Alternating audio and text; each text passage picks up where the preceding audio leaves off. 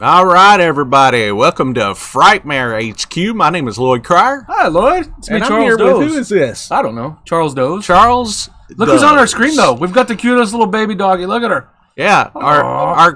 our guest is the dog. It's not the guy holding. Yeah, we're talking to the doggy guys. That's all we care about. So our guest is an actor and award-winning director from Houston, Texas. The films he has directed include Laughing Boy, Dead of Night, Conjoined, and Lars and the Emo Kid. Yeah. Films that he has appeared in include Doll Factory, The Haunted Trailer, and the upcoming Gem of the Rainforest. This might be an old one. Yeah, Gem of the Rainforest is several years old now. I don't think it ever got released. Oh. And in a Mad's world, though. Yeah, Another and then it one. said, Yeah. and in a madman's world in which Grisaffi plays real-life serial killer Dean Coral. So welcome to the show, Joe Grisaffi. What's up, Joe? Thank you for having me, guys. This is very exciting. Well, we're glad to have you, man. What have you been up to lately? Trying to survive 2020. Yeah? Just like most people. Managed to get through it and successfully and actually create a couple of things in that time. But more importantly, just getting through it. Yeah. Yeah. Definitely was an interesting year last year, wasn't it? I have a feeling that 2020 is going to be like Jason Voorhees. It's just going to pop up again every now and then. The and be return like, of "Boom, 2020. I'm 2020. I'm not done with you yet. We're 3 weeks into 2021 and I don't hear any references to 2020 already. People have already stopped talking about it. We erased it from everyone's memories. I'm trying to forget about it. It's over. It was a terrible, terrible year, but I just want to make sure everybody knows that Joe Grisaffi has 123 acting credits. So you have probably seen him in something. You've seen him in at something. some point. But he's also a great director. Most notably, some stuff I love. One called Conjoined, which is a phenomenal film, and Lars and the Emo Kid, which are two fantastic movies. But those weren't his first directorial ones. No, they weren't. Before there. Something that I remember is Dead of Night. Oh, yeah. That you submitted to Texas Frightmare Weekend years ago. And I love this movie. I think I told you I thought it was one of the... there it is. Dead of Night. You know, I like Dead of Night because it is a very original slasher genre. It's something Thank you. I thought so too. I thought when I had this idea, I just had the title and I got the title in my mind and go, oh, there's got to be something there. And the only reference to that title prior to us using it was a Knight Rider episode. Yeah. And I wanted to make a list movie out of it. So okay. And then I met Emilio Iasiello, who is a screenwriter that I met through Inktip several years before that, and pitched him just the idea. Here's the title. It's The Boogeyman is a Knight, and it's a list movie. Here's the checklist. All the list chivalric traits. That's amazing. Go. Yeah, I mean, for guys who aren't aware, that is literally how it sounds. It's a slasher movie about a knight. A knight is getting rid of people, and boy, it was a very refreshing film because I like watching something go. I'm like, well, this hasn't been done. Look, this is great. It's so great. Thank you, because it's everything's been done. It's so hard to come up with something original. Now, I'm not going to claim that we had a completely original idea because it's a slasher film. No, you did. It was all original. I'll say it. But I did try to put a fresh approach on it. When we were making it, I felt like, okay, this is not typical. Yeah, there's something else here than just chasing teenagers and college kids and killing them. Yeah. It was super original, and I'm a big slasher fan, so that one definitely caught my eye when it came out, and and I love it. I love it. Texas filmed, right? It was filmed in Texas. Yeah, all in Houston. For nice. The budget to get through production, I spent $2,300. I was just going to bring that up. I see that on the IMDb page. $2,300. Wow. Yeah, but the compromise was it took 16 months to finish shooting it. Is that the drawback of having such a low budget to work with? I'm sure there's a lot of drawbacks, but it's also got to be kind of freeing and liberating in a way. It is a little freeing and liberating because you can start without being completely ready. You just have to have that part you're going to film that weekend ready. Yeah. Mm-hmm. And then you can get that out of the way and then concentrate on the next piece. And when you don't have a budget obviously it's unlikely you're going to have a production manager, a locations manager, and all these people to help you get ready. So this was really just me doing all the pre-production, and I could use the weekdays to plan the weekend shoot. And it was like, okay, I just got to prepare 3 scenes for this week, and that's all I need to do. I don't need to worry about the whole thing. Is there somewhere you can point people to see this movie right now? Yeah, I was going to ask that too, because everybody needs to see this one. It's on YouTube. If you have Roku, you can find it on your Roku channel. Okay. If you go to deadofnight.com, I think you can watch it right there on the website. Oh, cool. Oh, fantastic. So this one is easily accessible. It's very easily accessible. And, with a funny story is it had been out for a few years, and we got a little boost when, what's the youngest Kardashian released her makeup line. Oh, yeah. Happened to be called, you know what it was called? Dead of Night? With a K. No way. Yes. So we popped up in her Instagram feed, and people started hashtagging Dead of Night, and we're in there. Oh, that is awesome. It was really great. I even tried to tag her on Twitter and sell her the domain name. Like, would you like to purchase it, Miss Kardashian? Would you like to purchase deadofnight.com? It's open, $50,000. Oh, yeah. Afford it. Gotta go higher. Can afford that. $35 million, you can have it. That's it. We're not messing around here. This is legit. I was like, ooh, maybe that would work.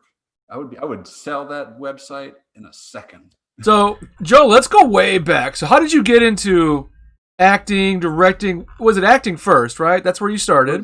It was acting first, and still is. It was, it's kind of funny. It was the year after high school. I was at home, and one morning my mom just asked me, what are you going to do with your life? Because I still hadn't figured all that out. A lot of my friends had, and I'm still like, I don't know what I'm going to do. And my dad was always in the car business. And it just, while it was a great business, it just didn't appeal to me to go be a car salesman. My dad was in that business too.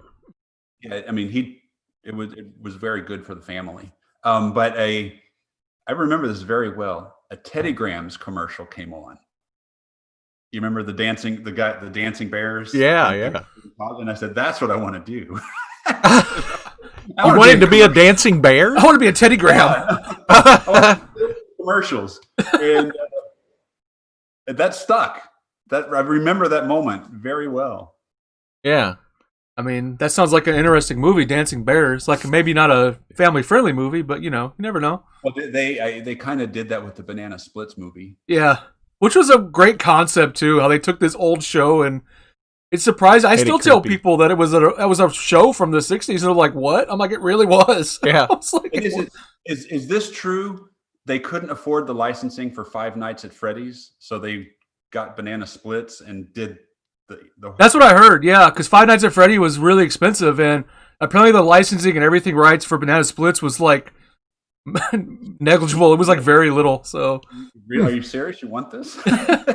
Yeah, you really want this. I tell people when they watch Banana Splits, to literally go back and watch some episodes for the '60s before you watch the movie because it makes it that much better. It really does. Yeah. I grew up on Banana. So that was. Yeah. I want to remind everybody, if you just joined in with us, we're talking to filmmaker Joe Grisaffi. And if you have any questions as we go, feel free to post them in the comments section, either on Twitch or YouTube.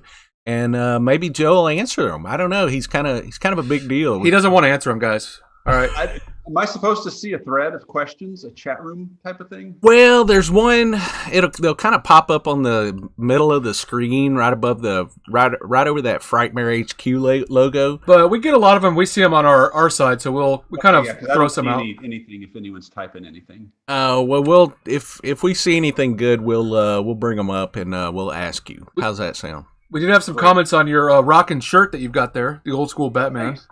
$10 shirts or can't be beat. I think that's what we're missing. We need a horror movie that's based on the old Batman. That would be great. Yeah. We really do. Travis Brown had a good idea. He says Chuck E. Cheese can be a horror movie. That's kind of the Banana Splits, though. Yeah, it kind of is. I'm in the arcade collecting community, so I know people who chase down the Chuck E. Cheese mechanical. Oh, the animatronics? I know people who own some of that stuff. That's so creepy. Have you seen the movie? There's like a documentary about that. I can't remember what the name of it is, but the guy that collects.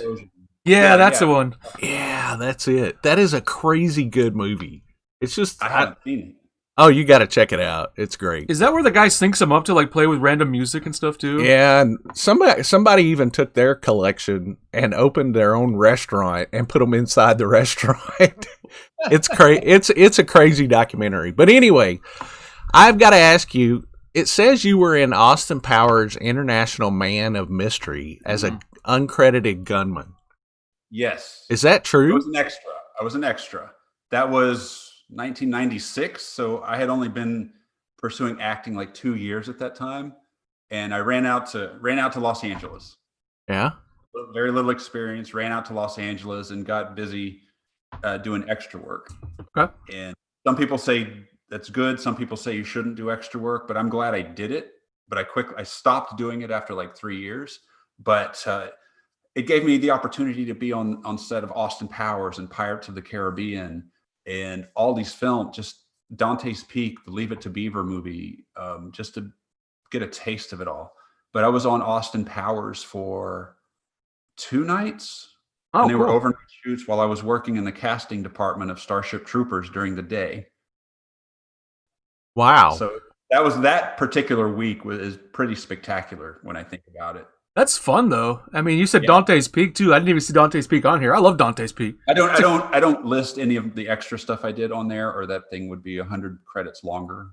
You should. Yeah. No, I'm just kidding. No, that's cool though. I mean, like you said, I've heard that too from people. They say, "Oh, don't do extra work," but like you, I always thought that's a good way to start because it gets you familiar with larger budget, things that are happening and lots of stuff that you maybe want to do that you're unfamiliar with. So.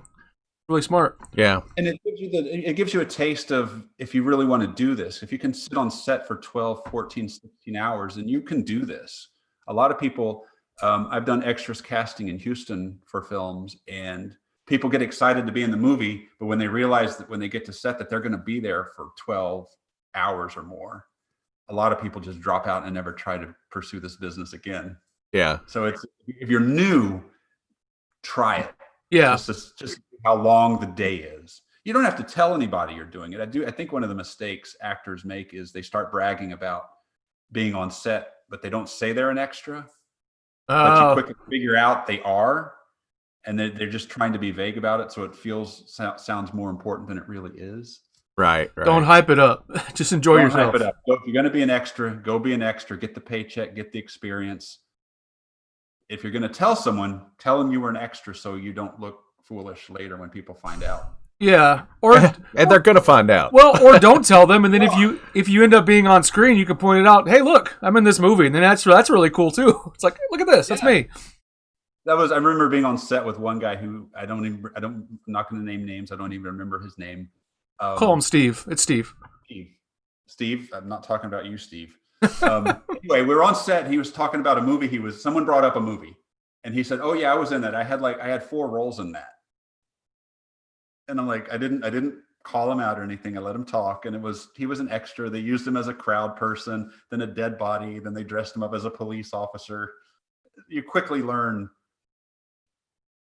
With somebody, exactly, yeah. Especially when they say they had 4 roles. If you're gonna do it, just own it. Own it. You're an extra with 4 X's. All right, come on. Hey, there's nothing wrong with that. I mean, there's no shame in it. The shame is when you try to embellish it. Yeah. Bigger than it really is. Because I've got friends who have been extras and all this stuff, and they own it. I think it's cool. So, like, I was an extra in that. You can't really see me, but I was on set. I'm like, that's still cool. I'm like, that's awesome. Yeah, I know a lot of people who just do extra work, and they're excited about it, and they don't call it anything more than it is. Didn't Tarantino for years have on his resume that he was a zombie in Dawn of the Dead? I don't know. I think he did. I remember reading that in a book. Yeah. I was new to this, and I read a book on how to become an actor or tips, and there was a story about him because a zombie looked like him. He got away with saying that was him. Yeah. There's no way to tell. They're not right. Crazy. Yeah. Right. Come up with a whole list of things you read and be like, I was in Schindler's List, guys. Yeah. Like, it's good. But someone's gonna.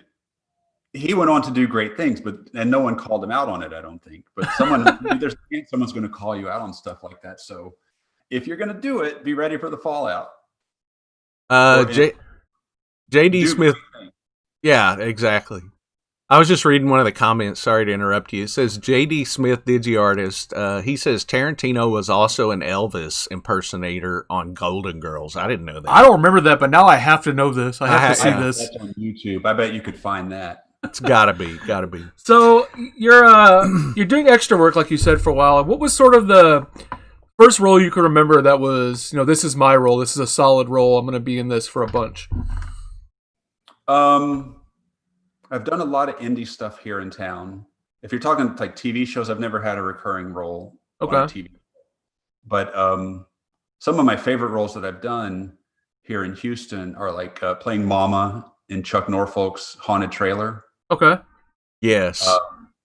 Definitely love Chuck. For the longest time, I was just getting small parts, so that nothing really stuck like that, just that you could sink your teeth into. It wasn't until about maybe 10 years ago that people started to give me bigger roles.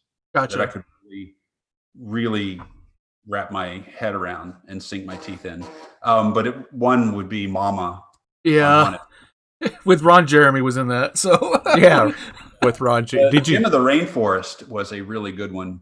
A great role. I enjoyed that, but I don't think Don's ever released it. And I'm tired of asking. I was going to ask about that because, I've kind of heard that mentioned, but I've never seen that. So I didn't know if it was something that I was just eluding me or if I just couldn't get it. Yeah, it exists. We shot it. It was finished. It won some awards, but I don't know why that gets released. That's a pet peeve of mine is these filmmakers make these films and pay out of necessity, pay people little to no money to get it done, which I'm fine with because I do that myself, but you got to see it through. You got to release that thing. Yeah, get it out there. If you didn't pay me or you only paid me a little bit, the bonus, the reward is showing people the work. And if no one can see the work, what was the point? Right. Yeah, that's got to be pretty frustrating. I can imagine, putting your heart and soul into a film and all that work, then it you're like, come out. I can tell people about it, but they can't see me in it. That's got to be annoying, if not anything else. It's like, come on. That's right. I'm an actor. I get paid to do this. What are you in? Oh, and all this stuff. 123 credits on IMDb. Where are these movies? Well, they're somewhere, but they're no hard drive somewhere. So when you finally started wanting to direct, what clicked in your head that I want to make my own film now? Well, I was in Los Angeles that same time doing Austin Powers and all that extra work. And I was also, in college, I had a radio television degree which they didn't have a film school, but we talked about indie film a lot. And that was about the time Kevin Smith and Robert Rodriguez were getting noticed. So I'm in that era. So I'm out there. I'm out in Los Angeles. I'm doing this extra work. I'm getting some auditions here and there. But it dawns on me that I also know how to make films. Okay. And I started hearing more about that Dove Simmons $5,000 feature film thing that he pushes. Yeah. And this started motivating me and saying, okay, I should take control of my own career. As an actor, you're really at the mercy of people calling you in for auditions. It wasn't as easy as it is now to create your own content. It's very expensive to make a short film for you to star in. So I started researching how to make a film, if I really could do it. And I remembered my friend George Lee, who passed away 2 years ago. He was a writer, and he had a play called Laughing Boy. And he wrote it for the stage, so it fit that low budget, that $5,000 feature film concept of one location. And I called him and said, hey, send me that script again. Let's see if we can make this into a film. And I've read it, and I said, we can pull this off very easily. So from there, he and I started developing it. He was in Houston, I was in Los Angeles. And I finally said, okay, I'm going to go home and make this movie. And that's what I did. I went home with the intent of making this film. And it cost more than $5,000. It ended up costing like $35,000. My own money, which the lesson here is I didn't get any of that back. That is a lesson. The hard lessons, right? I don't regret doing it because I made a lot of friends. A lot of people trusted me. I had only done one short film up to that point, Death and a Salesman. So I did have the trust and faith of a small group of people who were mostly classmates from college. So the bigger picture, nobody knew who I was in Houston as far as filmmaking goes in 1998, 97, when we started holding auditions and whatnot. People trusted, you just had to trust you that you were going to do what you say you're going to do. But it was also, like I said, when we were talking before the show started, it was a time when you were lucky if your city had 3 or 4 independent films being made in a year. Yeah. So when we made Laughing Boy, we were the only game in town. So if actors wanted to play, they had to accept the fact that if you want to be in Laughing Boy, there's no pay. And I got some really good people who, some of them became friends for life, to come out. I saw that thing through. I was just headstrong then and say, I started this, I'm going to finish it. So 2 years later, we released the film, and it played, it did pretty well at some festivals, and it's still, to this day, people are still finding it and watching it. It was on Amazon for a while. It's on Roku. It's on YouTube. You can find it for free. It's still out there. It's still getting watched, and that's kind of rewarding that over 20 years later, people are still finding and enjoying the first thing you did. Right. Yeah. And so the investment, didn't come back monetarily, but no, but it came back in other ways. Yeah. That's a good way to think of stuff, that sometimes it may not all be monetary, but you're getting other payoff of things. So. Yeah. No, you're exactly right. What it did for me was it established that I finish what I start. And that's very important in independent film, because so many people start a film and never finish it. So I finished my first one. It's released. It was on VHS before, we had VHS was still a thing. So we sold more VHS than we did DVDs at the time. Right. But you could hold a movie that you made in your hand and say, this is mine. When you start the next one, it says, yeah, I did one. It's finished. It's right here. You can watch it. So right. It kind of becomes your business card. Yeah. So you released this under the name Brazil Grisaffi. Was that right? Yeah, that's actually my first name. Is that Brazil? right? Right. Joseph is my middle name. I did not know that. That's good to know. That's a cool first name. I think so too. Thank you. I don't use it because I grew up as Joey. Okay. And I don't, funny story. I'm glad you brought this up because I really took out of this story. When I was in Los Angeles, lining up for extra work and so on, do you guys know the name Joe Grisaffi? I don't know. Do you know that? Not a fan. He's one of those guys you would absolutely know the face. He's got 3, it sounds familiar. And people, when people saw his name in opening credits, my phone would ring. Friends would say, "Hey, were you on this? Were you on CSI?" I said, "No, that's Joe Grisaffi." Swap the F's and the S's. Yeah. So I started using Brazil, thinking, okay, that's unique, and it's not going to confuse me with that guy. But I started to get calls and people ask if I could speak Spanish. Oh, okay. So, and the answer is no. And I don't look like I would speak Spanish. But the funny story is I was in line for an extras casting call for the movie Amistad. Uh-huh. And they were looking for slave owners and slaves. So just this line of people. And I'll go be an extra on a Steven Spielberg film. Sure. Yep. I'm in line. The two guys in front of me, we're chatting, and we exchange names, and there's the 3 of us, 1, 2, 3, Israel, Paris, and Brazil. No way. Yes. That sounds like a comedy troupe. Israel, Paris, and Brazil present. That's kind of funny. But the thing was, the funnier to me is, and these guys had no chance of being cast as slave. They're black guys, so they're there to audition for a slave part. But there's no chance they were going to get cast. They were 2 very nice men. but they were the most flamboyant men I had met yet. Oh yeah. Oh, okay. Out there. So it's like, I don't think they had a chance. Yeah. Right. Well, at least you're not one of those actors who pretends they can do stuff. Like, do you speak Spanish? You're like, sí. Si, Oh, sí. senor. Don't. Taco, yeah. Taco. No. Biblioteca. So Yeah, they thought you could speak Spanish because your name was Brazil? Yes. And the name's actually Italian. Okay, but in Brazil they speak Portuguese. Right. Who knows? Very confusing. Blew everybody's mind. You're like, look, I'm just this white guy. I don't know Spanish, and I'm here. Yeah. I'm Joe. So that's why I don't go by Brazil. It's a very cool name, and people really like it. But there's something people expect. From a guy named Brazil. I say, my name's Brazil. Oh, are you from Brazil? No, I'm from Houston. Yeah. They're like, oh. Are Okay. your forefathers are they from Brazil or? Yeah, my dad. If my dad's watching, he can correct me. But I think the story goes, my grandfather or great grandfather, when he came over from Italy, they land in Ellis Island, and Okay.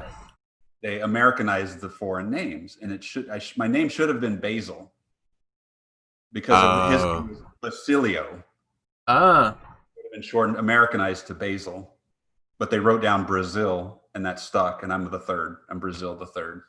Well, at least you're the third. That's good, though. That's I like right. that name. I like those unique names. Those are fun. JD Smith DigiArtist has a question. He says, since he has also worked as an extra, I'm assuming Joe has a lot more respect for all actors on set when he's directing. Does he find extras treated better on indies or big studio films? I think extras are treated better on indies, and he's right. Having been in their shoes, I know how poorly they can be treated in general. The crew on big films and even some small films, the crew treats the extras sometimes like subhumans, like they're not important to the production, but try to make your movie without them. Yeah. That's right. That's right. Try to make your movie without your background extras. They are so important into making that scene, bringing that scene to life. If you're in a city and you don't have any extras, no one's going to believe it. But if you have that hustle and bustle behind you, yeah, they don't seem important to you because they're the lowest paid people on set. But try to make your movie without them. Yeah. You need that link in the chain. So important to a film. Yeah. Well, there's a lot of important aspects about films, that those little details that, it all have to be paid attention to, and that's a big one. Before we move, and a lot of indie filmmakers don't realize how important they are. Yeah, they should. Also, if you want to get technical, there's ways to make 6 people look like 20. Sure. Yeah. Yeah.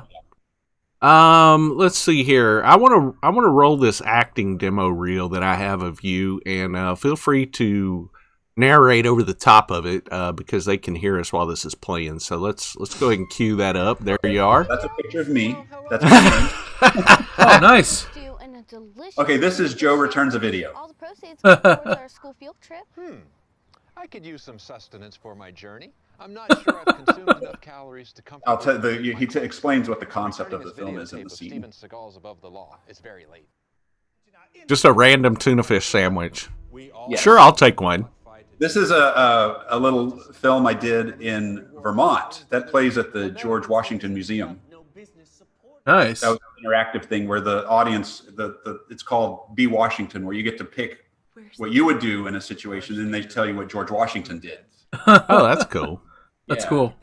This is a bank commercial I was cast in shot in Austin. This got linked to on the Wall Street Journal website. Oh, wow. Oh, cool. Yeah, that was exciting. Madam, I do have some questions. And my friend Rob Nielsen directed this. He does these bumpers for Fantastic Fest. Oh, cool. And he also directed Joe Returns a Video for me. And I Nice. think Okay. this bumper here came in second place. Any experience with unspeakable madness? I really like this scene, this bit too. That's fantastic. Have you finished building? This is for a computer and video game accessory. The Omni. It was a control that you use your whole body for. Oh, You wow. wear special shoes, and it interacts, and it's for 3D games where you can physically run in the game, and your character runs. Oh wow. That's cool. So you're really running in person and ducking and doing all this stuff. And that was just kind of the intro video that they would use to sell the device. I don't know if that ever got released. The production, the designer was here in Houston for a while, and then he moved to Austin. Okay. They did a Kickstarter that raised a lot of money.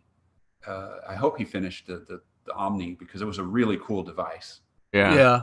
Hopefully, he Story finished of it your and- life, huh? Yeah. I'm not sure if it got released yet. You're Like, right.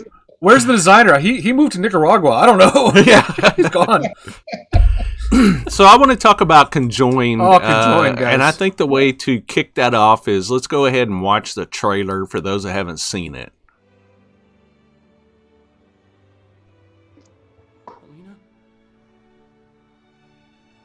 We're going to talk at length, I'm sure. Where? Okay. Oh, Stanley, I love you so much. Welcome to your new home.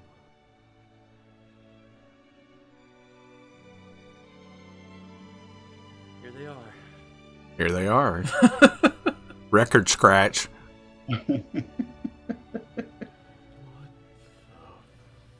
Fuck. The haunted trailer poster was in the background. Yeah, I know. I love the haunted trailer poster hiding in the background.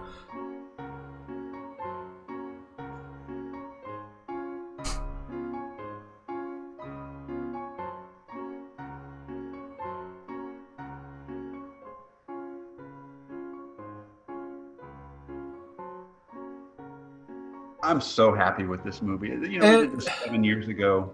It's so good, though. Thank you. It just cracks me up that we accomplished that. This goes back to having all these wonderful, fresh ideals like Night. It's like, come on, this is just a great ideal. So where can people see Conjoined right now? Did we talk about that yet? No, we didn't. Oh, Okay. Conjoined is pretty easy to find. It's on Amazon. That's the easiest way to find it. On Amazon, you can rent it for $1.99. If you search the web, it'll come up. It's you can find it on YouTube if you want to watch it with ads. If you watch it on YouTube, be sure you're watching it on my channel so I can get the credit for it. Yeah, guys, come on. It's on. I think it's on Screambox. It's on Pantaflix.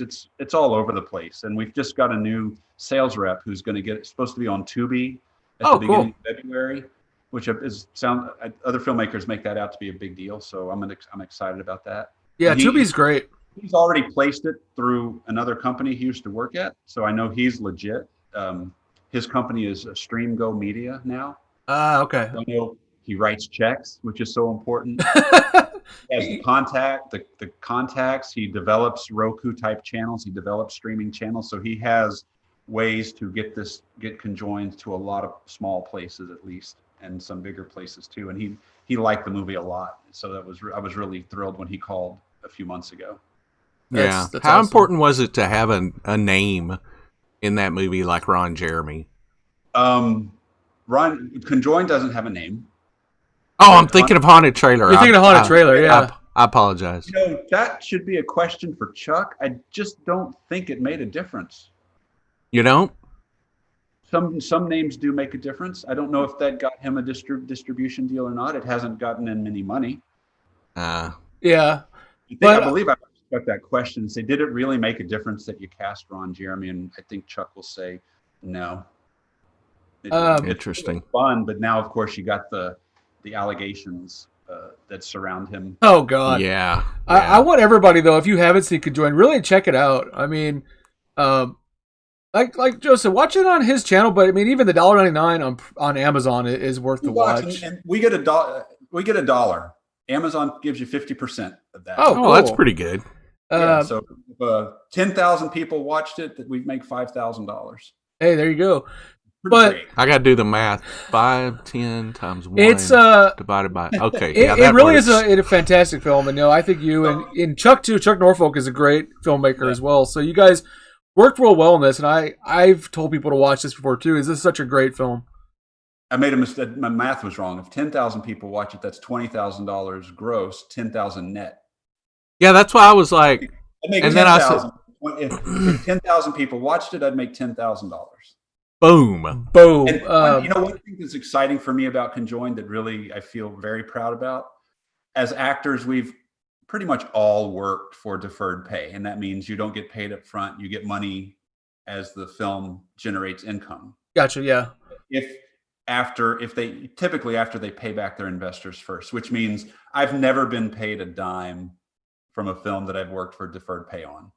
I made sure to make Conjoined an exception, and most of the actors have received money. That's Oh, wow. nice. Yeah, it's not a lot. It might be lunch money, but I made sure I wrote them a check. That's amazing. I mean, anytime there's a significant amount of money to distribute, even if it's $5 a piece, I send them something. And it was doing pretty well on Amazon for a while. So when I say well, not a lot, it's not a lot of money, but Yeah. a lot of, so it was a couple of bucks in their pockets, which That's- made me very proud. That's say, amazing "Hey, of you. You know? I'm going to send you $5. Yeah. But hey, that goes back to like the question we have about, you know how this is, respecting your actors, and you definitely show that you respect your actors by doing things like that, because it's a Yeah. great movie.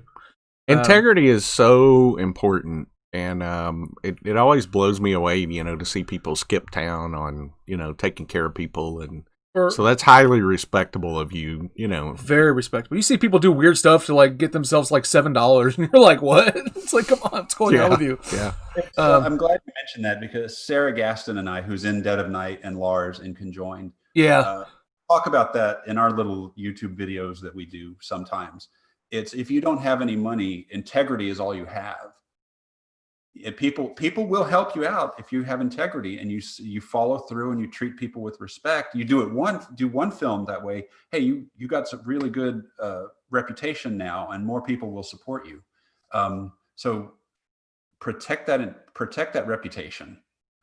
Yeah, and I'm glad you mentioned Sarah, because Sarah is such a great actress, and I like seeing her pop up in these films, and definitely like to see stuff she's in, because she's just great. She feels so natural, and I love watching her, especially Lars the Emo Kid.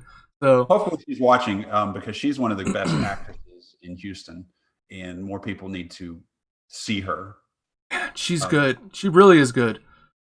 Yeah, she really is. And she's doing, I'm going to plug her for a second. If you find her YouTube channel, she does free acting videos.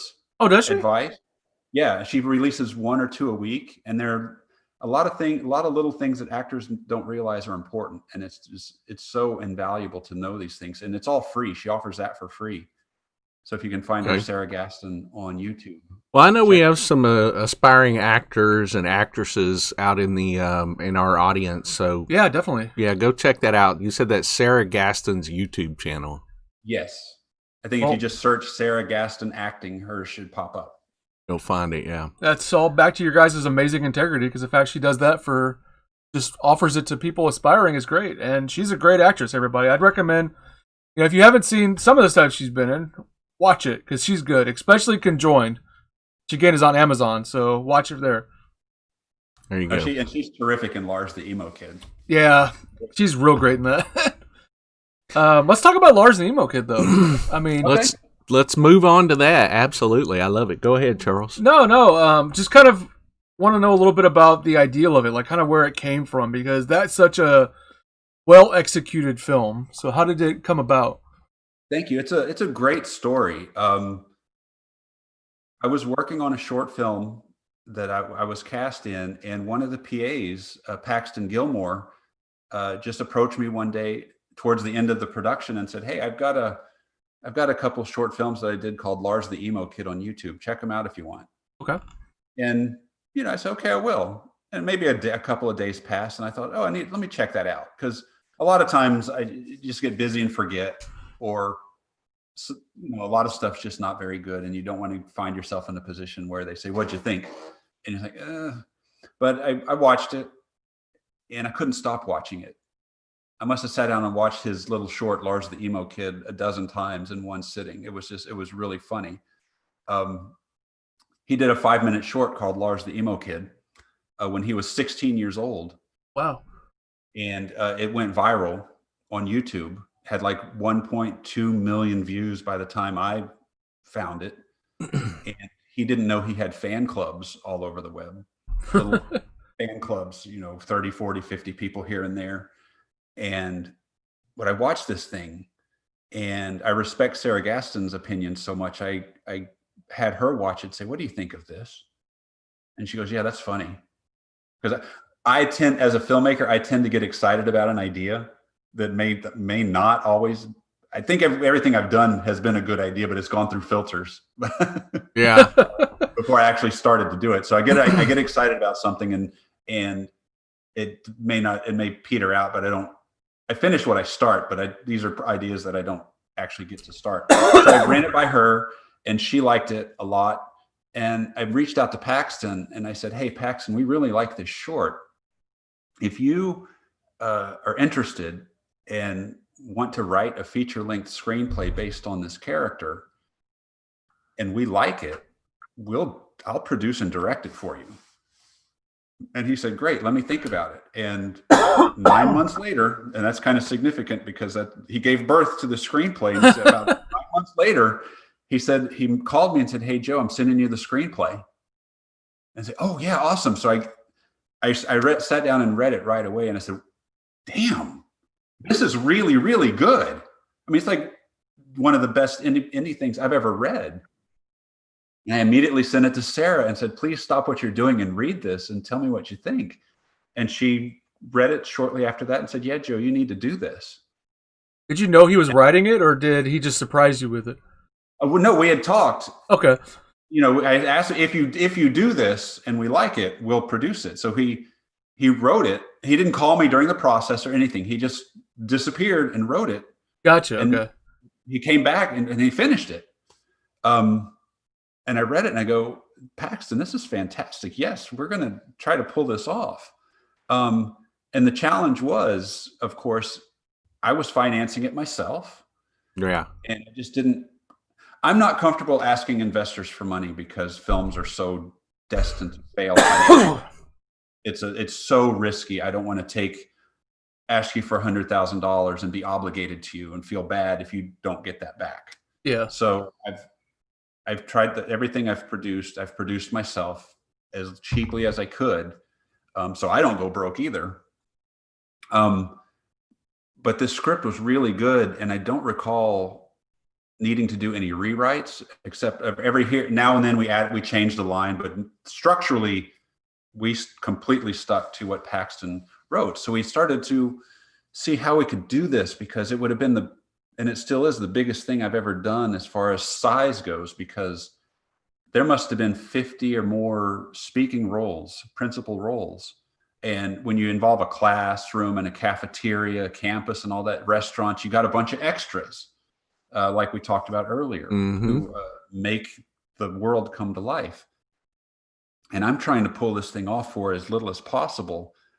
And we did it. I directed. I was director of photography. I lit with a little help, Chuck and Todd McCammon. I had some help here and there to help light things. Len Wayrung, if you're watching, Len, I'm grateful for all three of you because they helped me light it. But I shot the thing myself. I edited the thing myself. Went through the casting process myself.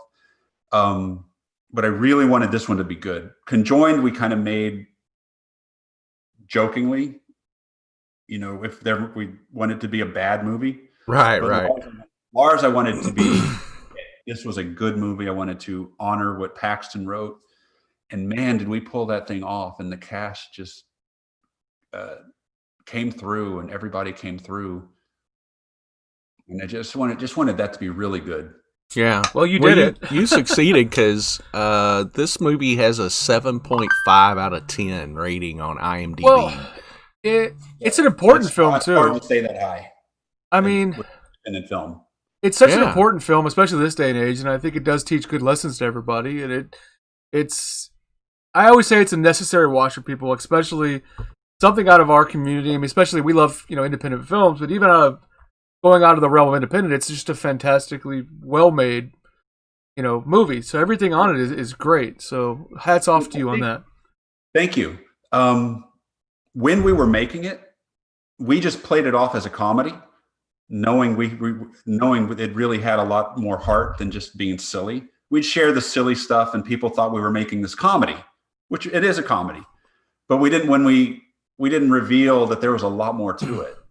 And one of the most rewarding nights of my career, in fact, my life, was when we premiered that movie locally to a sold-out theater, and people were expecting this silly movie, but people came out crying. Oh, wow. Joe, you didn't tell us that was that moving. And my friend Rebecca at Torres, I think she's the one that came up to me after the screening and said, Joe, this movie's going to save someone's life. Yeah. Wow. And I was like, It's a powerful film. It's very powerful. No one ever had, that's, I'm starting to cry because of how powerful that comment was. It's like, I feel it. I see it. I know this. Yep. I know so many people can relate to that character, Lars. And I think that's what made it so close to me and made me want to do it so well, is because I identified with Lars. Yeah, so same here. The director identified with the lead character. This changes your whole approach to the film. You know? I felt the same way as you. I think I identified very much with Lars in that film. It really took me back. I think a lot of people, it does that. It's like you said, there's so many layers to this movie. You know, you think you're getting one thing, but you get more and more as you keep diving into it. So really, really fantastic on you, and fantastic on Paxton for this great screenplay that was written too. Yeah, and because we made this movie, Paxton's got a lot of hits as a screenwriter. People are he's writing a lot. See, I was going to ask you, is that when you know a movie is successful, when you start getting other offers because of this film? Or I do, yes. I think that the movie is good when people. I mean, there's two approaches. If the movie made money, people are going to call you, right? But if the movie's genuinely good but didn't make money, people will still call you. And Paxton I got a little bit of interest as a director, but Paxton got a lot of interest as a screenwriter. Good for him. He's a great actor too. I mean, he's got it all encompassing in this film. And that's with no acting training. He's just this really talented man who does this, just all this comes naturally to him because he just soaks in the world, you know? That's I always find that amazing when people are such good actors like that without any sort of formal training. They just sort of show up and light up the world. And they're like, here I am, just going to do this. And it's crazy. Right. But of course he wrote it. And I think the original character is more slapstick and silly, and the audience wants to make fun of him, but he changed it for this feature. He was smart enough to know that character wouldn't be sympathetic, the one he created for YouTube, that it needed to be more sympathetic for a full-length film, and he nailed it. He was so right. He was also in a film that you were involved with called Doll Factory. Yes, Stephen Wolf's film. Doll Factory was a really good film. It was. We played that really at Frightmare one year. Yeah. Very honored to be able to play that. If you saw it, Paxton is getting in the living room getting high with his buddy, and the little dolls get high with them. Yeah. That's a great scene. That's a great scene. So Joe, what do you got coming up? I know it's been a weird year with COVID. What do you have coming up that we can look forward to?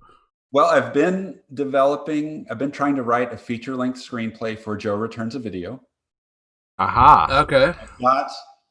I have little moments of inspiration where I do a page or two at a time, but I have the short film is Act 1, and I know the purpose of Act 2, and I know how the movie ends. I just got to fill in Act 2 and 3. So that's something that he returns the film on time. I was like, does he get the film back or not? Because I just want to know. Everybody wants to see Steven Seagal's movie, so you got to kick it back. Magic happens, and Steven Seagal opens a time portal, and Joe goes back to 1989 and returns the film on time. Perfect. Well, while this topic is up, let's go ahead and watch. You gave us a teaser trailer for that, and I want to play that for everybody. Okay. And then we'll talk more about Joe Returns a Video.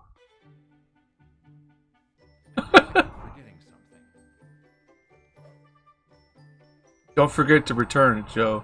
Hey, Joe. Oh, hey there, Joe. I like how the notes spell out. Don't forget to return Steven Seagal. It's like, yeah. Roger Ebert said he could be the next big action star. What a nice man. There's Sarah. She nailed it. Yeah. She's studied with the Groundlings out in Los Angeles. Oh, okay. Based on the novel by James Joyce. I want to see this. Oh my goodness! I'm so ready. It's really funny. It's really funny. This is something that a lot of people can relate to, is returning a video. I Those don't remember days. what movie it was, but I rented a movie at. Was it Steven Seagal's Above the Law? I don't remember what it was, but I remember I said it. This was back in the age when you had these big TVs, and I had like this 32-inch, and I had set the movie on top of the TV, and somehow it got knocked behind the TV. Right? And I think that movie was like 8 months late when I took it back. Really? Yeah. They had probably already charged your credit card and written it off as stolen. And yeah, it was terrible. It was terrible. I worked at the video store for a year and a half in '89 and '90, so I know I've seen a lot. You've seen it all, yeah. Oh my god! I remember when I was younger, we rented Near Dark, and I liked it so much that I hid it in my room, and then I told my parents I returned it, even though they never returned it. And the video store was calling them, and I was like, "I put it in the Dropbox. I don't know," and it was in my room the whole time because I liked it so much. I was like, "I'm not giving it back. It's Near Dark, god damn it!" Like, come on. So you're turning this into a feature-length film? I want to. I think we can pull it off. I started to say, okay, is this like, Dude, Where's My Car? Harold and Kumar Go to White Castle. It's that kind of Yeah. a one night quest type of movie. Mm-hmm. So I think I can do it. I mean, like I said, the act one is done with the short film. Stretched Right. a little. I wrote one of the things I did in 2020 is I wrote the musical number for the opening of the film. They're going to have one musical number. Oh, that's fantastic. Yeah. Look, Just I want to see how this. beautiful the day is, and hi neighbor, and You Well, should that's have Joe show up here at Frightmare Collectibles, and then we'll be like, the video store's been gone for like 10 years, dude. And be like, Yeah. oh no, It's closed down. That's where do we great. go? no spoilers. If you No haven't seen the show, spoilers. no spoilers. Yeah, yeah. Everybody, Something there. everybody needs to watch this. I get a lot of people that know you for Joe Returns a Video. Do you Yeah. think that's one of the more popular things, or something that people actually know you from? It's yeah, because it's the newest, and it's more, horror has a great fan base, but comedy is has wider appeal because it's Yeah. the circle diagram, comedy horror. There's comedy everywhere. Yeah. So Yeah. people who may not know me from the horror scene will see this. And Comedy- I'm not shy about pushing it. I've got a magnet on my car for Joe Returns a Video. Comedy's an easier sell too to a lot of people. A lot more people will watch comedy. Yes, but it's also harder to make. Mm. It's I a bet. horror film, a horror film, if you fail as a filmmaker, you might still have luck with a bad horror film. There's still an Yeah. audience for a bad horror film. Not But bad if a comedy. comedy's bad, The Room and Birdemic are very rare situations. Yeah. If a comedy fails, it fails miserably, and it's just If a comedy's not funny, you're just kind of, people are just sitting in there, and then you're just very awkward. You're like, well, Right. I made Exactly. this. So yeah, as a filmmaker, comedy is more challenging. From an audience point of view, a comedy is more appealing. If you want to get into talking feature film comedies versus horror, it's Mhm. harder to sell a feature film comedy without a name, where you could find an audience for your horror film without a name, just Yeah. given the theme, the concept. Yeah. But yeah, it's Joe Returns a Video, I think, because I was getting relatively well known in the indie horror film scene. This was a surprise. People didn't think I had something like this in me, when that's actually where my heart is the nonsense comedies. Oh, I love that. Yeah, that's great. I love that old slapstick, weird, fun comedy movies. Those are so great to watch. Yeah. I mean, in college, my friend Lonnie Reeves gave me a big education on silent films, and he got me to study Buster Keaton mainly, and learning all about those guys. So that stuck, because that's so important to, when you're doing comedy, it's so important to know where it came from. Some comedy stylings change all the time, but some things are constant. A Buster Keaton movie is still as funny as it was then, today as it was then. The technique is there. That type of comedy, it still works. Yeah, Mhm. such great comedy. I mean, those actors from that day. I mean, they had their own type of flair that we don't see a lot. It's just they relied so much on their body movements and things that we don't see a lot of people now. So it's great. Exactly. I was noticed. Go ahead. No, I was going to say that physicality is something that's important to me when performing comedy, is because of what you just said, Charles. Buster Keaton was called the great stone face for a reason. Yep, He never changed his face, just everything else. and it's so funny, and he's not doing anything. You know, Those are the best ones when you're like, they're funny, but I don't know why, but it's so funny. It's like, it's great. Right. And that type of comedy, that physicality still works today. I mean, yeah, Jim Carrey and Steve Martin Yeah. got all nuts, and it worked for a time, but even, Jim Carrey didn't even keep doing that. Steve Yeah. Martin didn't keep doing that. They evolved, but the calmness is in for the long haul, if that makes sense. Those are the best ones. I mean, the old school, you said Buster Keaton, but like Charlie Chaplin, they just did so much that it's so great to introduce people, because a lot of people still haven't watched in this day and age, and they don't think they're going to like it because it's from such an older time period. And then you show it to them, and they're like, that's so good. And it's like, I told you. It's like, it's great. Yeah, it's so good, and it's so important for, if you want to do comedy. I think it's so important as a filmmaker or an actor. I push people to watch, and just watch as much Buster Keaton as they can. Yeah.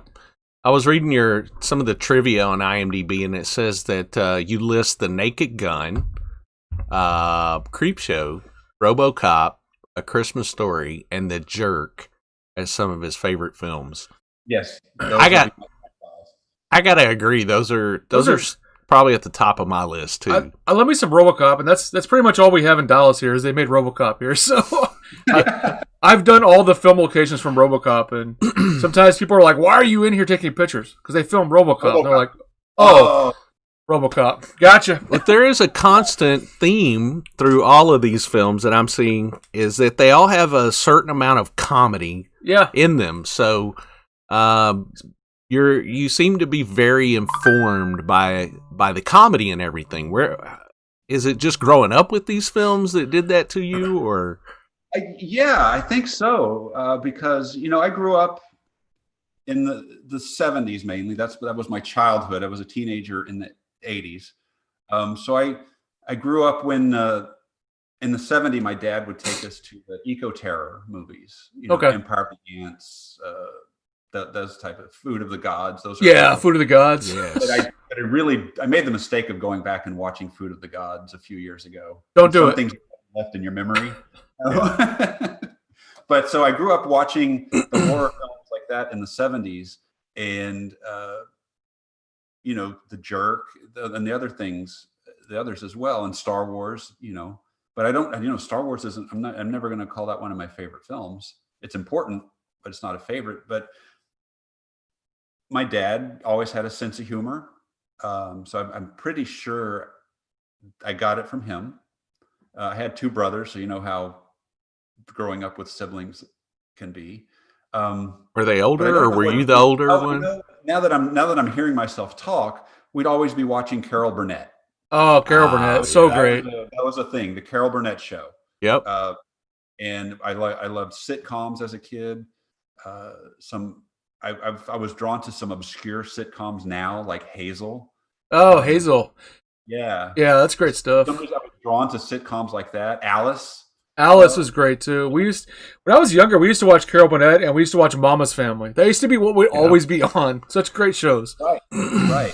And it stuck. It's one of those things where I didn't grow up thinking I'm going to be a comedian. I'm going to do funny things. I was actually very shy, and it wasn't probably until junior year in high school where I started to realize the potential of that.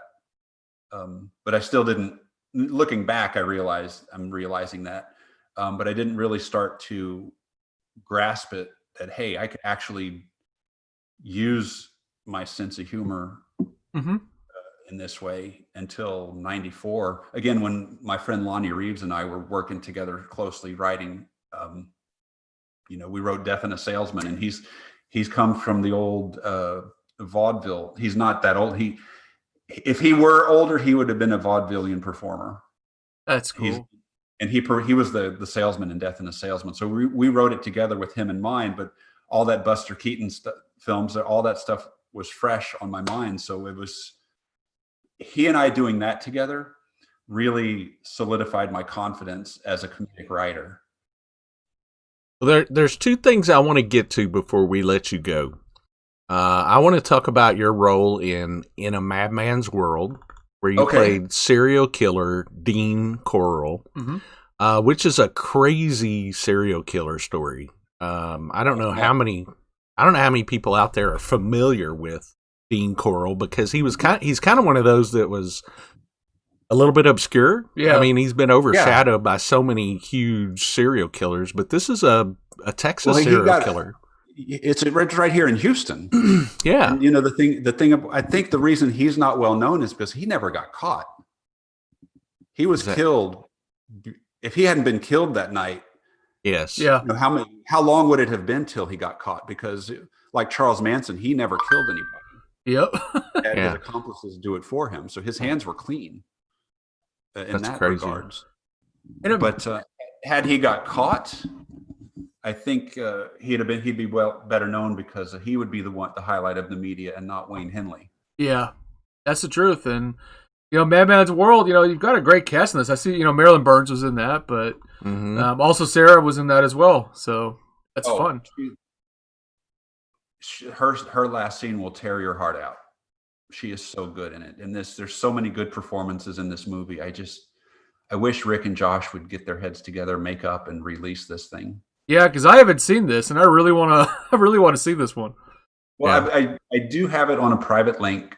And I'm not, at this point, it's like, just reach out to me and I'll send you a link to watch it. All right, that sounds good. Yeah, because I don't think I've seen the whole thing yet. 9 years, and people need to see this movie, even if it's not finished. Yeah. Well, you can Josh, go. I'm sorry, Josh. I'm sorry, but if I'm going to let people watch the private link. We're watching it, Josh, and we're watching it. Yeah, we're watching and it. then we're going to change the credits and just say we directed it, and we're going to release it. Directed by Loyd and Charles. It's a really important movie because of the historical significance, and it's he got away with it. These kids deserve to be remembered, and that all gets lost when, I know you don't want to glorify the serial killer, but if doing so celebrates the lives of these kids that were lost and they're getting remembered, there might be some value in it. I don't know if you know the story, but Josh had repeatedly gone to see Wayne Henley in prison to interview him. So the movie's based on their conversations. Wayne Henley's mom had this school bus on her property that had a bunch of boxes of Wayne Henley's personal items, and she gave all that to Josh. Yes. So a lot of the wardrobe in the movie is actually Wayne Henley's clothes. That's crazy. And the two things that are important here are, one of the tank tops had a red spot on it, and the police wanted that after the production was done. And one of the boxes turned up a Polaroid picture of another victim who had yet to be identified. Yes, that made major national news. That was a huge thing. Yeah, that was a big deal, and that's why it's so sad that this movie hasn't come out and nobody can see it, because I think it's important, like you said. It's really important, and we're not glorifying serial killers, but not at all. It's great to be able to see this stuff for a lot of different reasons. And it's Marilyn Burns' last role too before she passed away, so it's also important that way. Yeah. Right. It's just for me, it was just so rewarding to be a part of something somewhat historical like that. It was a challenging role. I think if it gets released, it could get me more work to be, to talk a little selfishly about it. But it's just a shame, again, from a filmmaking point of view, it's a shame to do all that work for nothing. Yeah. No. I agree. Well, here's what we're going to do. We're going to have everybody that's watching Go and bug Josh. Yeah, everybody. And tell these Rick guys Staten. to. Huh?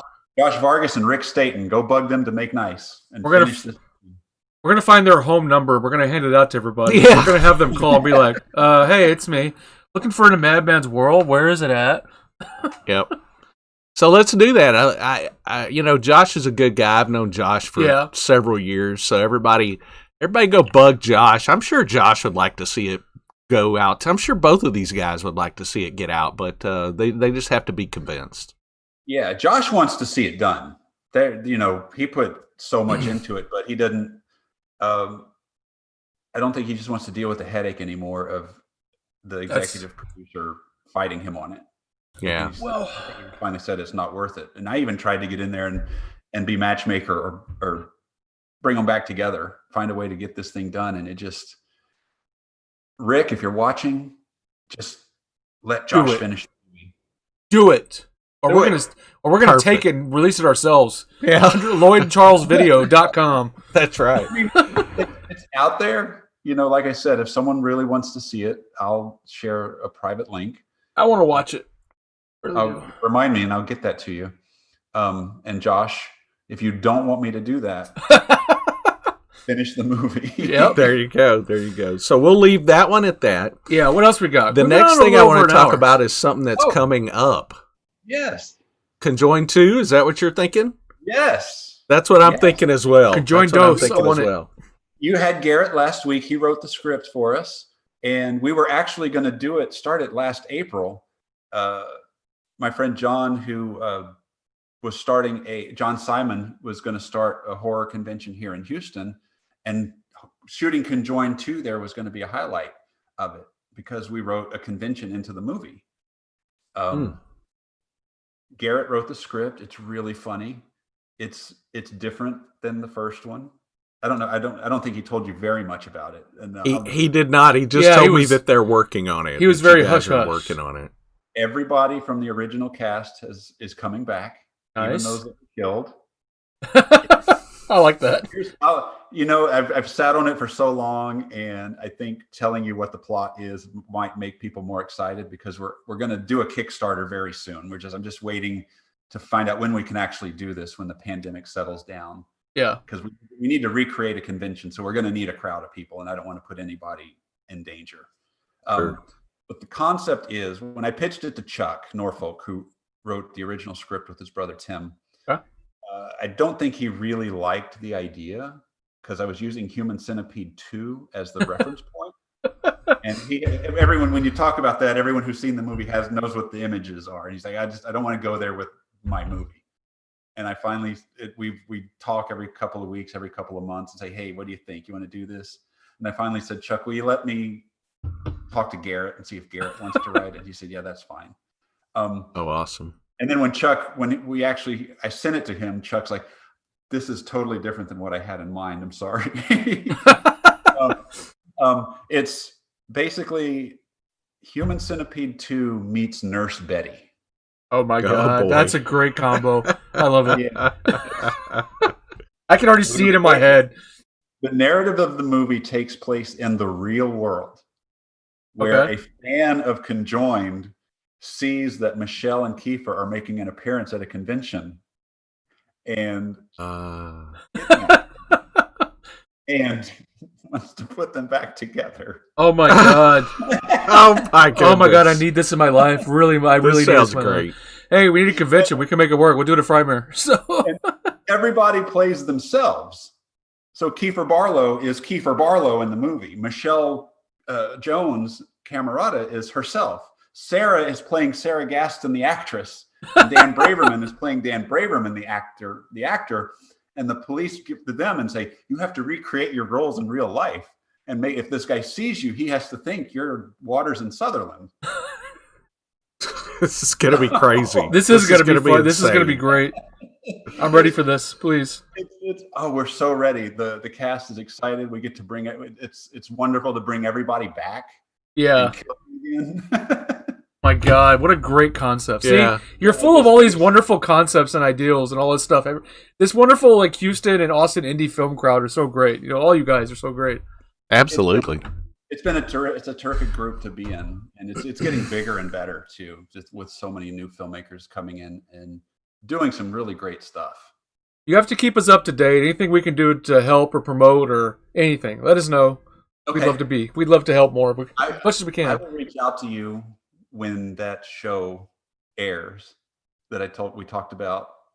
Yeah. Yes. Live, because I'm just on pins and needles to find out if I am actually going to be in the season for one episode, and Keeping that on a shh.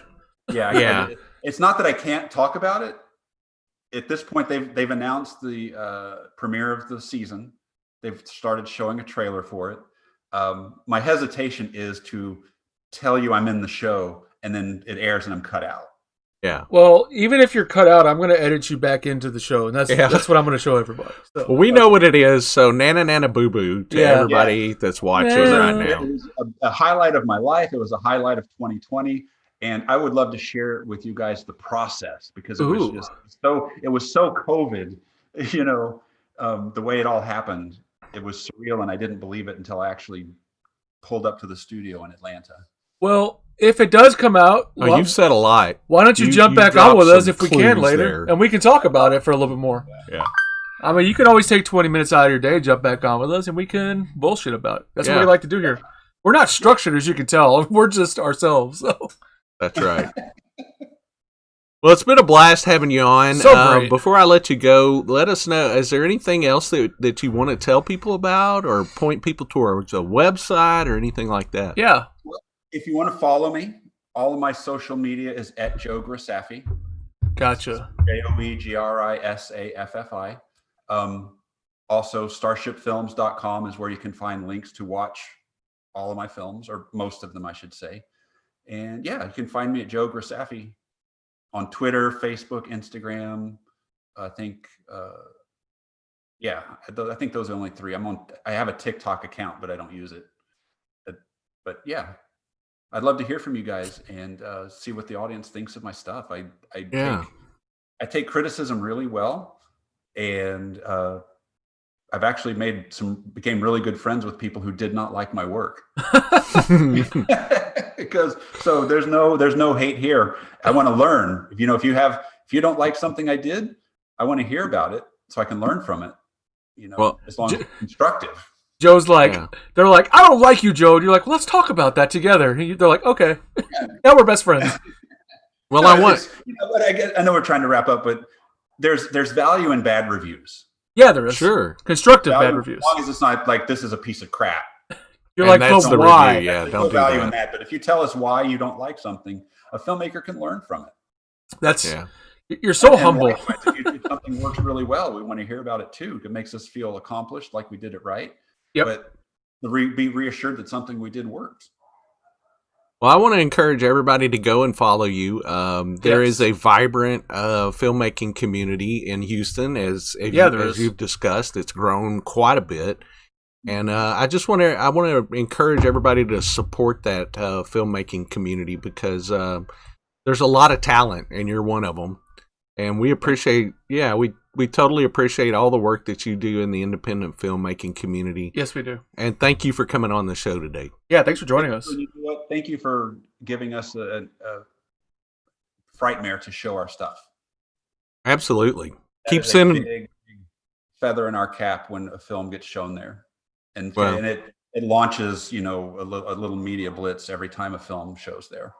Well, I'm always amazed that people want to submit their films to us. So thank you. You're welcome. Like, I'm just a podunk man out here doing my thing. I'm just doing my horror convention with the Flickr pictures, but no, you have a rabid audience for what we do. Yeah. And I'll tell you what, another highlight in my filmmaking career is when we showed Conjoined at Frightmare. It was the Texas premiere. And after the screening ended, I went back to our table and we had a line around the corner of people wanting to buy DVDs. It's like, this is what it's all about. Yeah. That's the most gratifying thing to me, is when, people come out like you and you show a film, and then all of a sudden people show up and they're appreciative, and that's the thing that makes it worth it for me. good. Aw. Yeah, it's so You're so valuable. sweet, Loyd. You're so sweet. Oh, It's become Frightmare has become an important part of our filmmaking lives. Not Wow. just for fans, but as filmmakers, we like Chuck and I talk about the next time we can appear there. What can we have new to show to the Frightmare people? Yeah. We did real quick. We're hoping to show this at Frightmare in 2020, but I've been working on card games. Oh my God, that's Dead of Night. oh wow.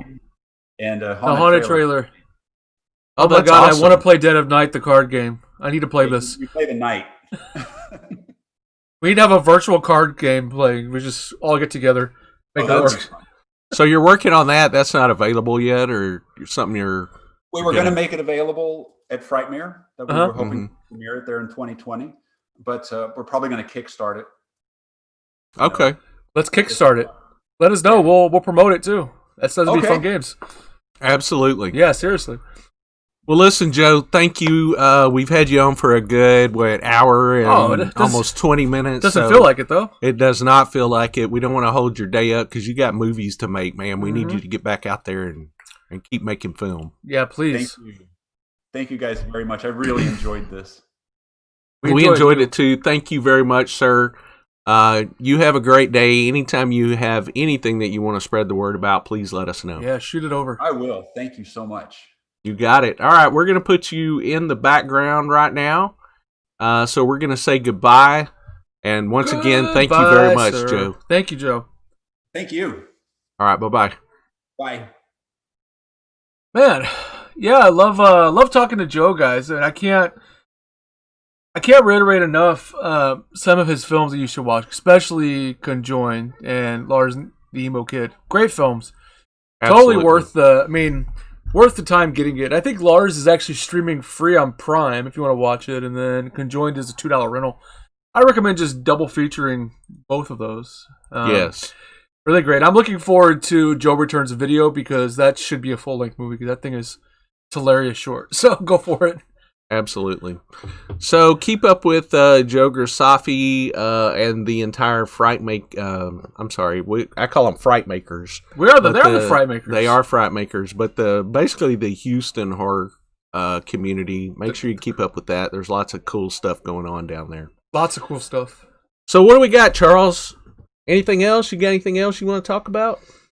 No, we're going to be on tonight again. We got our Twitch Prime watch party at 7 p.m. Central Standard Time where we watch My Bloody Valentine. That's right. And we've got Tom Backman. What is he?